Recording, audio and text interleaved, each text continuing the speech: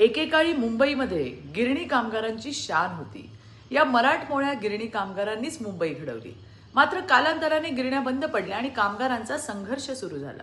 दशकं गेली, पिढ्या गेल्या, न्यायाची वाट बघत संपल्या. 25 वर्ष मुंबई महानगरपालिकेवर सत्ता असून सुद्धा ठाकरेंनी फक्त न्याय देऊ, मुंबईत घर देऊ अशी आश्वासनं दिली. आता कोहिनूर मिलचं उदाहरण घ्या ना. आज तिथे भला मोठा मॉल, बिझनेस पार्क उभा आहे. त्यामागे कोण आहे तुम्हाला माहिती आहेच.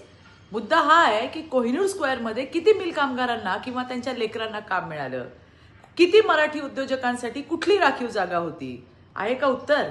उत्तर नाही असं आहे. आणि दुसरीकडे मूळ मुंबईकर नसलेले देवाभाऊ मात्र गिरणी कामगारांसाठी देवदूत ठरले. गिरणी कामगारांच्या फाईल्स हलवल्या, रखडलेले प्रकल्प प्रोजेक्ट मोडमध्ये आणले. सुमारे 15 ते 20 हजार गिरणी कामगारांना घराचं अलॉटमेंट, त्याच्या चाव्या मिळण्याची प्रक्रिया पुढे नेली.